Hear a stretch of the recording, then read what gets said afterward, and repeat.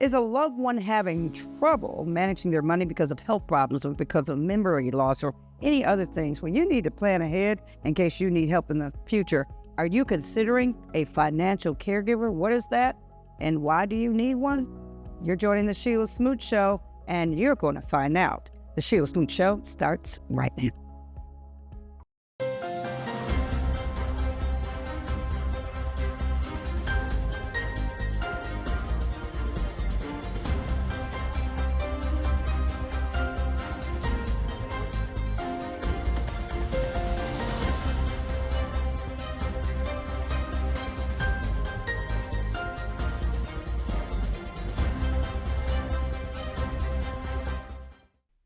Welcome into the Shelia Smoot Show. I'm Shelia Smoot, and today's guest is someone you need to get to know because she wants to get to know you, as she is the treasurer of Jefferson County. Her name is Angela Webb Weinberg, and today she's going to talk to us about managing someone else's money.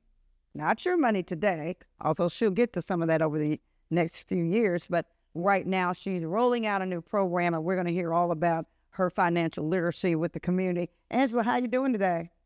I'm fabulous. Thank you, Sheila, for having us. Yes, it's always a pleasure to talk to you, and congratulations on all that you do for the county and the folks that put you there. I'm sure they are glad to hear from someone who is understanding and teaching them about their money. And I talked about managing someone else's money, Angela, considering a financial caregiver. Let me repeat, folks, considering a financial caregiver and knowing your options. But first of all, why would somebody need consider a financial caregiver? What is a financial caregiver? So, a financial caregiver is a person that takes over your finances when you become unable to take care of your finances for yourself. Usually, if you've been hospitalized and you're incapacitated or you're not able to make those decisions financially for yourself, and taking care of making sure your bills are paid, as well as your daily living is taken care of, as well as just being able to care for you financially. You know, that's a hard pill to swallow when you say, well, I've got to turn over my money to somebody else because I can't function in the manner I need to function. How do we begin to trust, actually, that trust factor? How do we begin, and who do we start with picking that person that we may need to pick to handle our finances in case something happens to us? Well, you want to make sure that this person is trustworthy and that this is somebody that you can trust with your life. With parents, sometimes it's kids, it's that spouse, or, siblings or different things like that. So it's going to be somebody that you can care and you know that they're going to have your best interest at heart. How do we have that conversation? Because, it's so much when I've seen this before. Angela, I'm sure you've seen it before, where it starts out good with one sibling or no siblings or, but then all of a sudden people get beside themselves, for lack of a better word. So what's the conversation like? I mean, how do you Well, start? the conversation is, if something happens to me or if I'm not able to take care of myself, would you be able to do this? That's why with the books that I've been giving out is to basically know exactly what your wishes are. And we need to understand and have that conversation and talk about that, because people need to know what we want if we're not here, or if something happens to us that we're not able to take care of. And those conversations need to start early. As you and I know, in talking with, when we had a parent to pass, that we sat down to say, hey, your dad had everything lined out about what he wanted, how he wanted, and everything for your mom. He had it And lined up. so my dad as well had everything A, B, C, D, E, and F. And I just, and so now with my mom getting older, making sure that I know what she wanted. So after my dad passed, we started getting her arrangements and stuff together to know that this is where she wants to be, this is what she's needing, and this is how it's gonna be.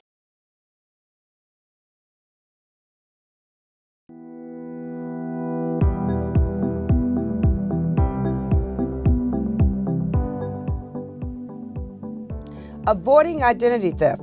Identity theft can make it hard for you to get a job, credit, a place to live, or utilities, but you can reduce your risk of being hurt by identity theft.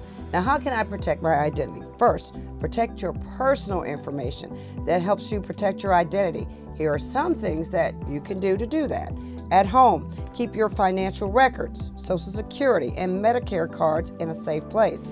Shred papers that have your personal or medical information. If you don't have a shredder, you can always tear them up into teeny pieces. Also, take mail out of your mailbox as soon as you can. How can I protect my identity? As you do business, only give your Social Security number if you must. Ask if you can use another kind of identification. Do not, and I repeat, do not give your personal information to someone who calls you or who emails you. How can you protect your identity on a computer? Use passwords that are not easy to guess. Use numbers and symbols when you can. Do not respond to emails or other messages that ask for your personal information, and do not put personal information on a computer in a public place like the library. Also, how will I know if someone actually steals my identity? Read your bills and account statements. That's very, very, very important. Watch for things you did not buy, withdrawals you did not make, a change of your address that you did not expect, and bills that stop coming. Check those statements. They're very, very telling, and go to your bank if you need help or call them to help you out. But again, check your personal information. Avoiding identity theft altogether, look at your medical statements. You might see charges you don't recognize. That might mean someone stole your identity. Get your credit report. You get one free credit report every year from each credit reporting company to order. Go to Annual Credit Report at 1-877-322-8228. That's 1-877-322-8228. Annual Credit Report, not free credit report. Annual Credit Report. Answer questions from a recorded system. You have to give your address, Social Security number, and date of birth. You don't want to do that. Choose to only show the last 4 numbers of your Social Security, not your whole Social Security number. It is safer than showing the full number on your report. Choose which credit reporting company you want a report from. You get 1 report free from each company. That is TransUnion, Equifax, and Experian. The company mails your report to you. They can also do another thing. They can email it, and you better make a copy because it goes away. Read your credit report carefully. Look for mistakes or accounts you do not recognize. This could mean someone stole your identity. You don't recognize any of that. Dispute, dispute, dispute. This is your consumer tip of the week. Considering a financial caregiver, knowing your options, welcome into the Shelia Smoot Show. I'm Shelia Smoot. Our guest today is Angela Webb Weinberg. She is the county treasurer for Jefferson County. The way you do this and the informal financial caregivers, the conversation is this allows you to give a trusted relative, friend, or professional an overview of your finances, even if you don't want to share all the details. A lot of people are pretty secretive about that. So how does this work based on your program? Well, and people don't. We're especially in our community, we don't like to discuss our finances. But we have to have that conversation. It doesn't have to be a family member. You can go out and actually hire somebody to do that, to be your financial caregiver. It's what your comfort level is and how comfortable you feel about having this discussion. But at the end of the day, you need somebody to be able to have your wishes known, because if not, then everything goes through probate. And a probate being the courts, folks, a probate court, because that stuff could get stuck in quote unquote a probate court, and then who decides? A judge? A judge or the whoever that responsible party is that's taking over that care over that case.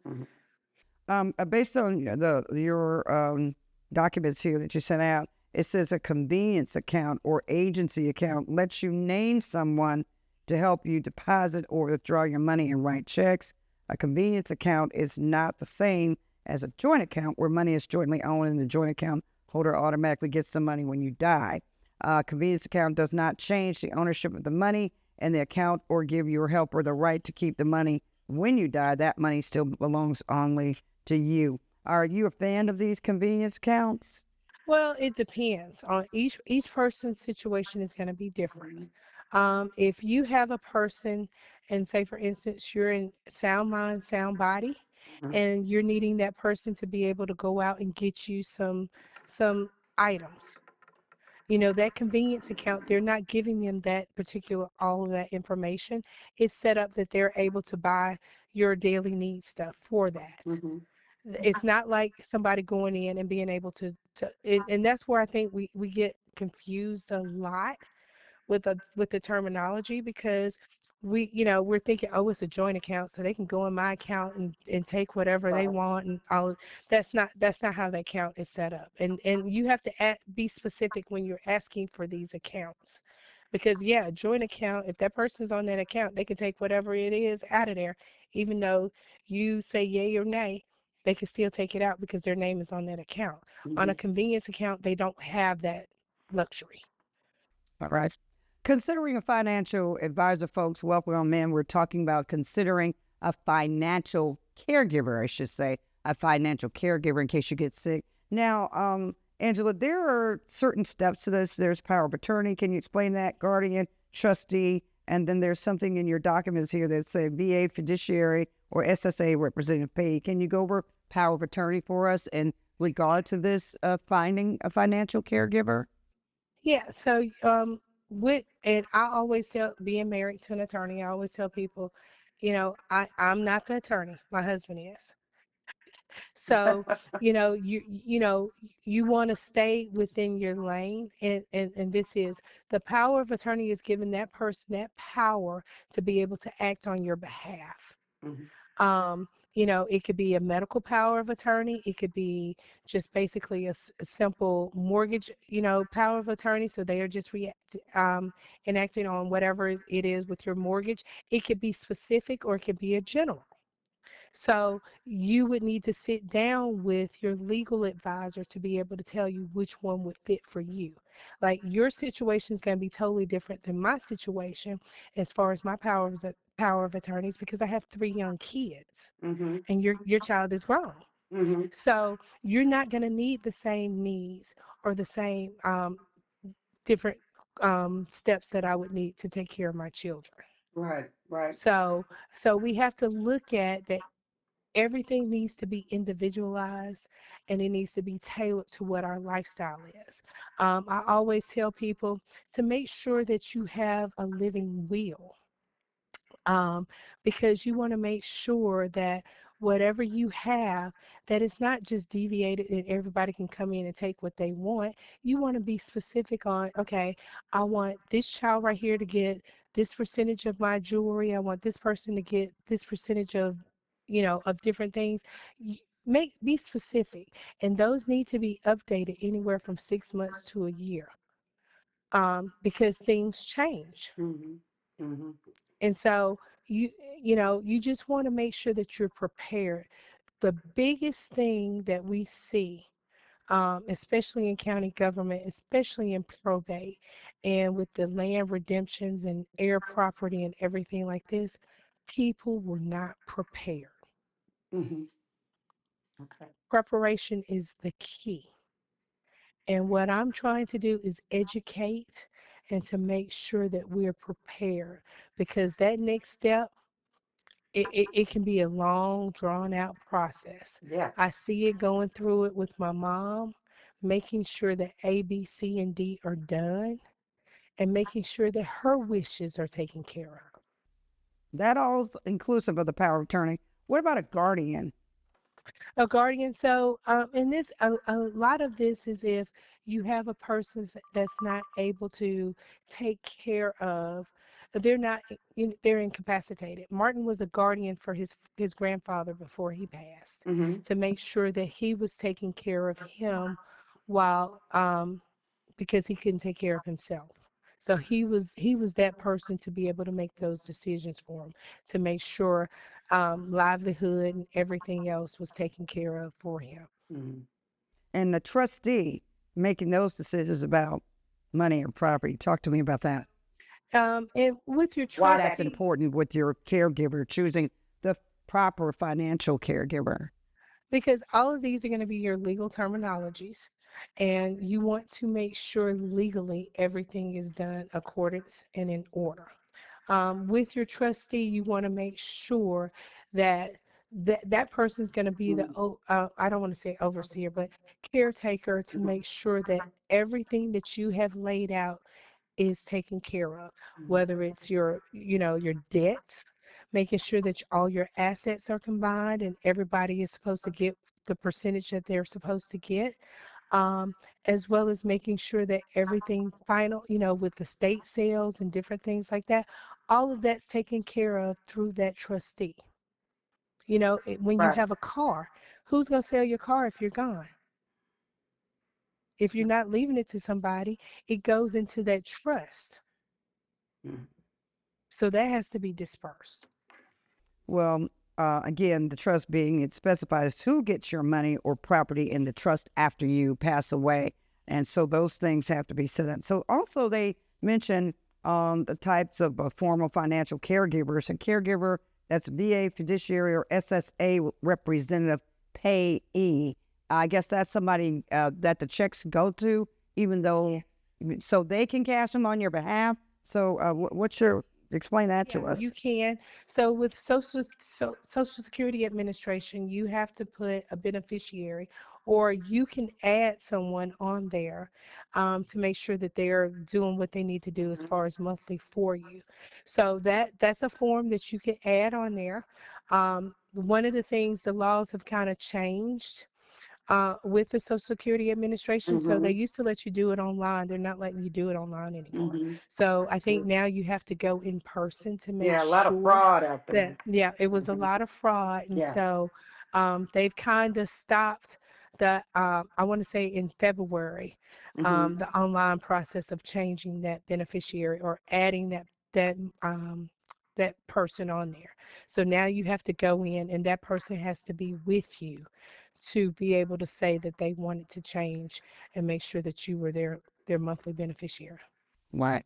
This is a very a topic where a lot of people don't want to admit that this is going to be a part of life. It's part of life. You're born and you pass on, and things pass on with you, or they don't pass at all, because a lot of times we find that in these situations, and somebody becomes sick and incapacitated, they do not at that point in time, they can't even function to say who's in charge. And dealing with so many of these situations, siblings have another idea. This sibling thinks this sibling thinks this. Then here comes the sister or the sister-in-law or the aunt or the ex-wife or the wife, and it's just a mess.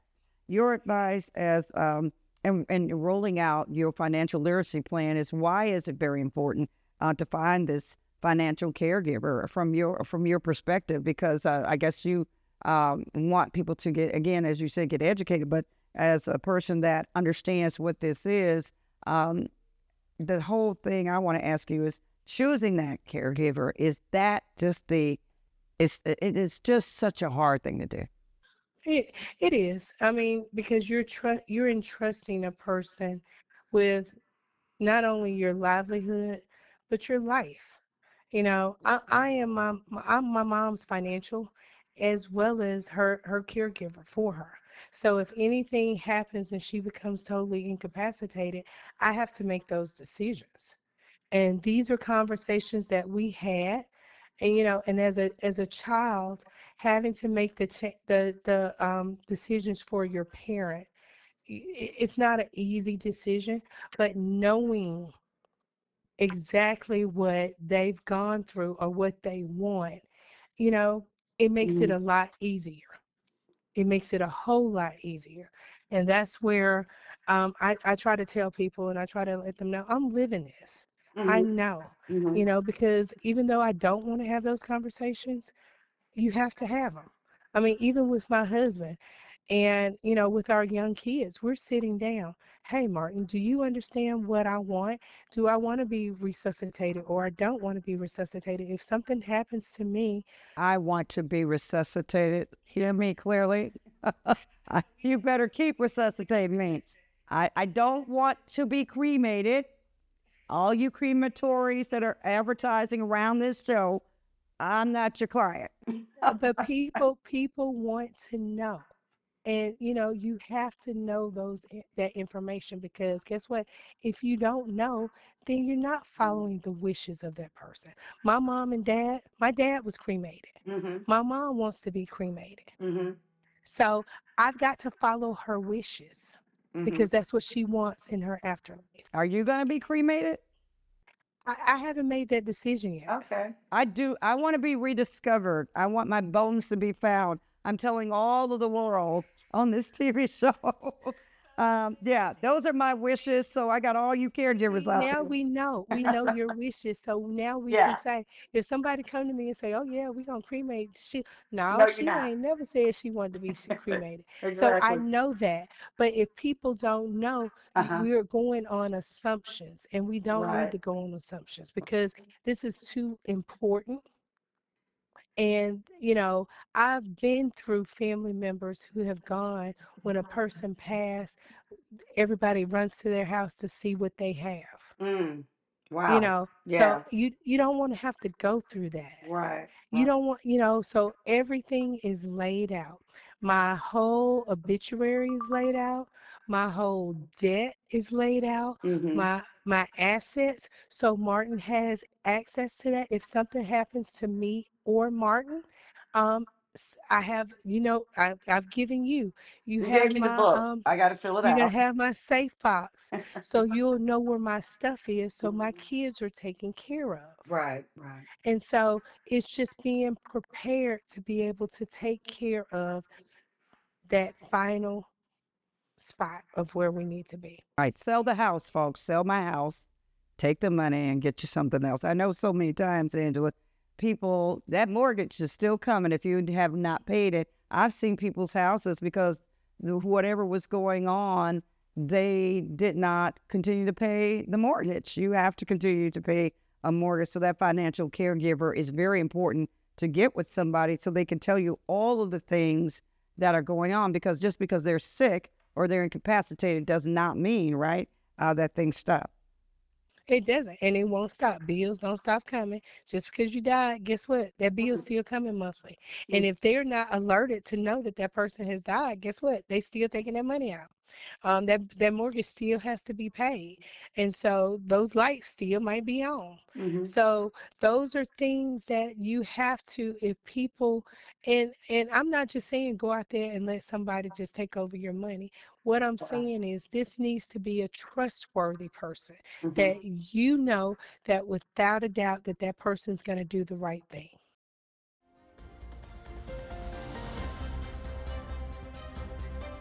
I'm consumer advocate Shelia Smoot. It's called the emergency scam, and it targets older, trusting adults.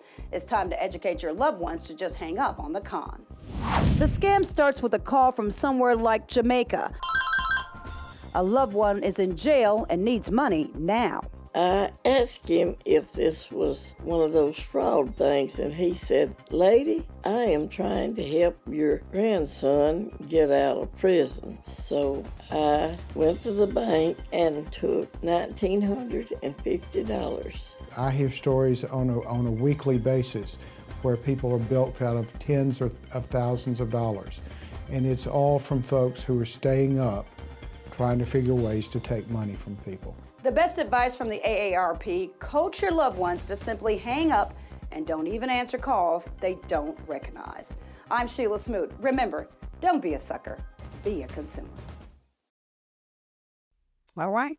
You just heard from our treasurer, Jefferson County Treasurer Angela Webb Weinberg, giving you some tips on your finances, and she'll be giving us those tips periodically on a regular basis so that you can do and manage your money. Angela, thank you so much for joining our show, and thank you for allowing us to talk to you today. We are going to definitely be talking to you more, and thank you so much for giving out that valuable information. Have a good day.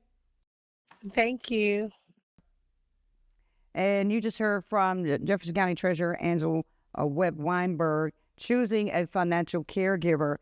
First, you have to trust this person.